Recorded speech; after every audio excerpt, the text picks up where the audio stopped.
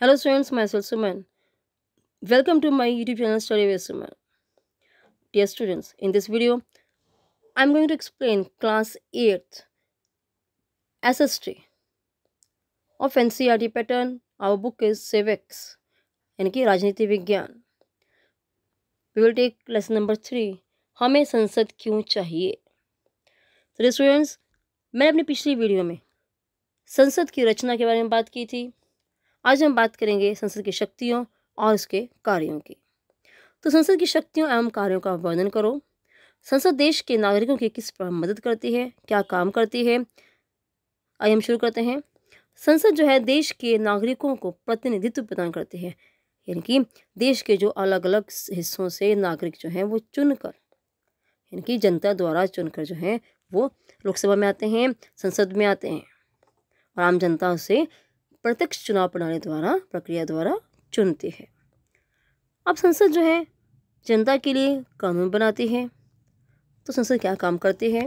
पहला हमारा विधायनी शक्ति है. विधायनी यानी कि कानून बनाने वाली शक्तियाँ, शासन करने वाली शक्ति. संसद का जो मुख्य कार्य है वो है कानून निर्माण करना, कानून को बनाना. संसद की कानून बनाने की शक्तियाँ बड़ी व्यापक हैं. कैसे व्यापक हैं. अब देखिए संघीय सूची में, अब सूचियाँ कितनी हमारे संविधान में दी गई हैं. 3 सूचियाँ हैं, संघ सूची, समवर्ती सूची और राज्य सूची. ठीक है. तो संघ सूची यानी कि संघ के आधार मतलब हमारा जो भारत है वो एक संघात्मक देश है, गणतंत्रात्मक लोकतंत्रात्मक देश है. पूरा का पूरा देश जो है एक संघ के अधीन है, एक ही यूनियन है हमारे देश की, यानी कि एक ही जगह पर सभी नेता जो है पूरे देश के प्रतिनिधि इकट्ठे होते हैं यानी कि संसद में, और वहाँ से ही शासन जो है पूरे देश पर चलता है.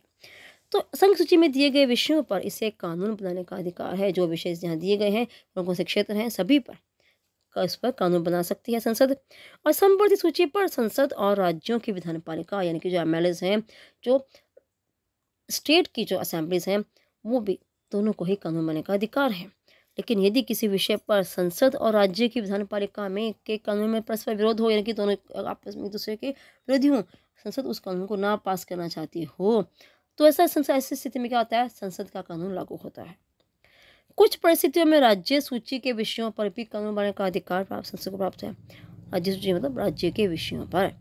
यदि संसद को लगता है कि राज्य जो है अपने लोगों के साथ न्याय नहीं कर पा रहा है, राज्य सरकार जो है वो जो कानून बनाया है वो उसके लिए सही नहीं है, तो संसद जो है उस राज्य के लिए कानून बना सकती है. अब बात करते हैं हम लोग वित्तीय शक्तियों की. वित्तीय मतलब धन संबंधी शक्तियाँ. संसद राष्ट्र के धन पर नियंत्रण रखती है. आपने देखा होगा बजट बनाया जाता है, पूरे देश का बजट बनता है. तो वित्तीय वर्ष के आरंभ होने से पहले बजट संसद में पेश किया जाता है. एक साल शुरू होने से पहले जो है संसद में पूरे साल भर का लेखा जोखा, यानी कि कितना काम होना है, कहाँ कितना धन इन्वेस्ट करना है, किस उद्योग में लगाना है, रेलवेज को, बैंकिंग को, शिक्षा के क्षेत्र में, मनोरंजन क्षेत्र में, हर क्षेत्र में कितना पैसा लगेगा, कैसे काम होगा, किसको कितना कर देना होगा, इन सब का जो है लेखा जोखा जो है बजट में होता है. तो ये बजट हर साल पास किया जाता है. अब जब ये वित्त मंत्री हमारे इस बजट को संसद में पेश करते हैं, तो संसद के जो सभी सदस्य हैं, जो सभी पार्टीज के होते हैं, पूरे देश के राज्य को रिप्रेजेंट करते हैं. वो चाहे वो मेघालय हो, चाहे वो असम हो, चाहे वो पश्चिम बंगाल हो, चाहे वो हरियाणा हो, चाहे जम्मू कश्मीर हो, तो हर राज्य के जो प्रतिनिधि वहाँ मौजूद होते हैं, तो वो सभी जो है इस पर विचार करते हैं कि पूरे संसद के प्रतिनिधि इस पर विचार करते हैं और अच्छी तरह समझने के बाद ही उस पर स्वीकृति देते हैं, इनके उस पर सहमत होते हैं. संसद की स्वीकृति के बिना सरकार जनता पर ना को टैक्स लगा सकती है और ना ही कोई धन खर्च कर सकते हैं. अब हम बात करते हैं कार्यपालिका पर नियंत्रण. तो इसका तीसरा काम क्या है, कार्यपालिका पर नियंत्रण करना. हमारे देश में संसदीय शासन प्रणाली को अपनाया गया है. संसद है हमारे देश में. राष्ट्रपति संवैधानिक अध्यक्ष होने के नाते संसद के प्रति उत्तरदायी नहीं है, यानी कि संसद को राष्ट्रपति को जवाब देना जरूरी नहीं है. लेकिन मंत्रिमंडल अपने समस्त कार्यों के लिए जो मंत्री है जितने भी बनाए गए हैं, चाहे कैबिनेट है, चाहे वो राज्य मंत्री हैं, अपने सभी कार्यों के लिए संसद के प्रति उत्तरदायी हैं. संसद को जवाब देना पड़ता है उन्हें. कोई भी वो काम करते हैं किसी क्षेत्र में, संसद जो है उनसे प्रश्न पूछती है और उन्हें उस प्रश्नों का उत्तर देना पड़ता है. और लोगों को यानी कि जितने सदस्य हैं उन सबको संतुष्ट करना पड़ता है. उनको अच्छे से बताना पड़ता है उसने क्या काम किया, किस क्षेत्र में किया, क्यों किया, कैसे किया, सब कुछ बताना पड़ता है. तो मंत्रिमंडल तब तक अपने पद पर रह सकता है जब तक उसे लोकसभा में बहुमत का समर्थन प्राप्त हो. आपको मालूम है 2/3 बहुमत होना आवश्यक है। 2/3 बहुमत जब तक है तब तक वो मंत्रिमंडल यानी कि उस पार्टी का वो सरकार जो है वो कहाँ रहती है, सत्ता में रहती है। अब हमारे पास फोर्थ उसका जो वर्क है वो है राष्ट्रीय नीतियों को निर्धारित करना। अब पूरे राष्ट्र की बात हो रही है, इसमें एक देश की बात हो रही है, पूरे देश की। तो भारतीय संसद केवल कानून ही नहीं बनाती बल्कि वह राष्ट्रीय नीतियाँ भी निर्धारित करती है। कैसे? यदि मंत्रिपरिषद संसद द्वारा निर्धारित की गई नीतियों का पालन ना करे तो संसद के सदस्य सरकार की तीव्र आलोचना भी करते हैं। धन की जो नीतियाँ निर्धारित की गई हैं पूरे संसद द्वारा, यदि सरकार उसको कोई मंत्रिपरिषद या कोई भी व्यक्ति जो है, कोई भी सरकार उसका पालन नहीं करती है, उसके खिलाफ चलती है या उसमें कोई त्रुटि पाई जाती है, तो संसद सदस्य जो होते हैं वो सरकार की आलोचना करते हैं। और यहाँ तक आलोचना करते हैं वो ऐसा हो जाता है कि संसद के सदस्य जो है मंत्रिपरिषद से असंतुष्ट हो जाने का, यानी कि नाराज़ हो जाने के कारण उनसे त्याग पत्र देने की मांग भी कर सकते हैं। यानी कि जो है बाकी सदस्य जो हैं अपना जो समर्थन है वापस ले सकते हैं। इससे क्या होगा, सरकार गिर सकती है। यानी कि सरकार को हर नीति का पालन करना आवश्यक है। अब आती है न्यायिक शक्तियाँ, न्यायिक लोगों को न्याय देने के लिए। संसद राष्ट्रपति और उपराष्ट्रपति को यदि वे अपने कार्यों का ठीक प्रकार से पालन ना करें, अब देखो संसद जो है, राष्ट्रपति भी इसमें आ गया, राष्ट्रपति और उपराष्ट्रपति, यदि वो ढंग से अपने कर्तव्यों का निर्वाह नहीं करते हैं तो महाभियोग लगाकर अपने पद से यानी कि उसे हटा सकती है। कौन? संसद। तो कैसे हो सकता है? संसद के दोनों सदन सर्वोच्च न्यायालय तथा उच्च न्यायालयों के कार्यों को हटाने का प्रस्ताव पास करके राष्ट्रपति को भेज सकते हैं।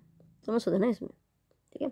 तो कोई भी पदाधिकारी है, तो कुछ अन्य पदाधिकारियों को भी पद से हटाए जाने का प्रस्ताव भी संसद द्वारा किया जा सकता है। यानी कि संसद जो है किसी पदाधिकारी को बहुमत के द्वारा या कोई काम नहीं अच्छे से ढंग से कर रहा है तो उसे भी हटा सकती है। अब नेक्स्ट हमारे पास आता है संवैधानिक शक्तियाँ, यानी कि संविधान से संबंधित शक्तियाँ। तो भारतीय संसद को संविधान में संशोधन करने का अधिकार भी प्राप्त है। यदि उसे लगता है कि कोई धारा या कोई अनुच्छेद हमारे देश की नीतियों के खिलाफ है, हमारे देश की अखंडता, सर्वोच्च और एकता को क्या कर रहा है, उससे उसमें परेशानी आ रही है, उस पर खतरा मंडरा रहा है, तो उसमें संशोधन किया जा सकता है। कुछ धाराएं तो ऐसी हैं जिन्हें संसद साधारण बहुमत से संशोधित कर सकती है, उसमें बदलाव कर सकती है।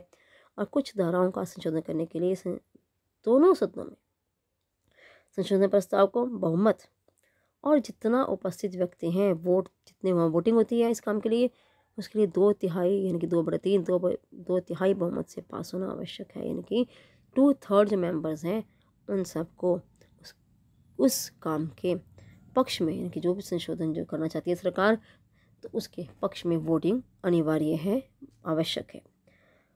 अब कुछ संशोधन ऐसे भी हैं जिनसे कम से कम आधे राज्यों के विधानमंडल, यानी कि जो देश के यानी कि 28 हमारे पास स्टेट्स हैं, तो एटलीस्ट 14 कि उसके जो हाफ है उनका समर्थन के बाद ही लागू हो सकते हैं। यानी कि इसमें राज्यों के विधानमंडलों की भी भागीदारी होती है। अब हम बात करते हैं निर्वाचन संबंधी अधिकार। निर्वाचन मतलब चुनाव। अब संसद जो है उपराष्ट्रपति का चुनाव करती है। उपराष्ट्रपति यानी कि जो हमारे डिप्टी स्पीकर होते हैं, आपको पता है उपराष्ट्रपति जो है राज्यसभा के प्रधानाध्यक्ष भी होते हैं। संसद राष्ट्रपति के चुनाव में भी महत्वपूर्ण भाग लेती है। लोकसभा अपने स्पीकर और डिप्टी स्पीकर का चुनाव करती है, जो उनके हेड होते हैं, जो उनकी समस्याओं को सुनते हैं, अध्यक्ष बनते हैं, उनका भी चुनाव करती है। और राज्यसभा अपने उपाध्यक्ष का चुनाव करती है। उपाध्यक्ष मतलब वाइस, जो वहाँ के स्पीकर हैं, क्योंकि जो राज्यसभा के स्पीकर हैं वो तो होंगे उपराष्ट्रपति, तो राज्यसभा जो है अपने उपाध्यक्ष का चुनाव जो है अपने सदस्यों में से करती है। इसी प्रकार से लोकसभा भी अपने स्पीकर का चुनाव, यानी कि जो हेड होते हैं उनका चुनाव भी अपने सदस्यों में से ही करते हैं। तो इस प्रकार आपने देखा कि संसद जो है पूरे देश पर जो शासन है वो किस प्रकार करती है, कौन सी शक्तियाँ हैं, कौन से कार्य उसके पास हैं। तो उम्मीद करती हूँ आप सबको जितना हमने इस क्वेश्चन में पढ़ा है आप सबको अच्छे समझ में आ गया होगा। Do like, share and subscribe my YouTube channel Study with Suman. Thank you.